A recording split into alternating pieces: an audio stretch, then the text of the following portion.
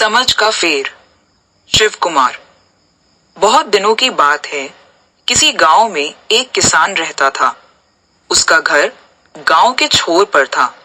वह अपनी पत्नी और एक बच्चे के साथ रहता था। किसान और उसकी पत्नी बच्चे को बहुत चाहते थे। एक दिन शाम को किसान लौटकर घर आया तो अपने साथ एक नेवले का बच्चा भी लेता आया। पत्नी के पूछने पर उसने कहा, मैं इसे बच्चे के खेलने दुलारने के लिए लाया हूँ। नन्हा नेवला और किसान का बच्चा दोनों साथ साथ बड़े होने लगे। 5-7 महीने के अंदर नेवले का बच्चा बड़ा होकर भरा पूरा नेवला बन गया, जबकि किसान का लड़का अब भी पालने में ही झूल रहा था। नेवला बड़ा सुंदर और प्यारा लगने लगा। उसकी चमकीली काली आंखें और झबरे बालों वाली सुंदर पूंछ बड़ी अच्छी लगती थी। एक दिन किसान की पत्नी को कुछ सामान खरीदने के लिए बाजार जाना था। उसने बच्चे को दूध पिलाकर पालने में सुलाया और एक बड़ी टोकरी लेकर बाजार जाने के लिए तैयार हुई। जाने से पहले उसने किसान से कहा, मैं बाजार जा रही हूँ, बच्चा पालने में सो रहा है, जरा ध्यान रखना, मुझे इस नेवले से डर लगता है।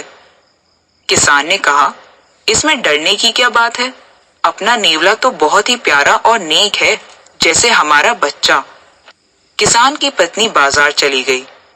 किसान को घर में कोई काम नहीं था, बच्चा भी सो रहा था। उसे छोड़कर वह बाहर घूमने निकल गया।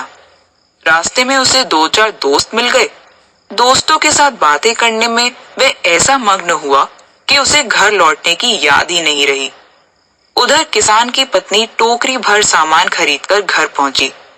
आते ही उसने देखा कि नेवला दरवाजे के बाहर ऐसे बैठा है जैसे उसी का इंतजार कर रहा है। किसान की पत्नी को देखते ही वह दौड़कर उसके पास आया। नेवले को देखते ही किसान की पत्नी चिल्ला पड़ी, दया रे, खून! नेवले के मुंह और पंजों पर ताजा लाल खून चमक रहा था। हाय, मेरे बच्चे को मार डाला, तूने ये क्या किया? किसान की पत्नी जोर से रोने लगी।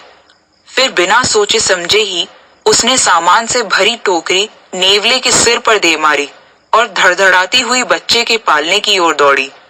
बच्चा पालने में लेटा गहरी नींद में सो रहा था, मगर उसके पालने के ठीक नीचे खून से लथपथ एक जहरीला काला सांप मरा पड़ा था।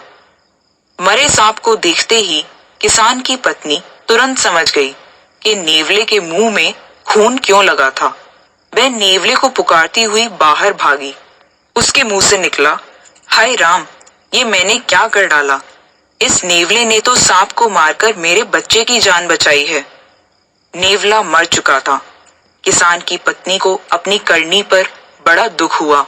वह दहाड़े मारकर रोने लगी। पर अब क्या होता, यह उसकी समझ का फेर था। कहानी समाप्त। समझ का फेर।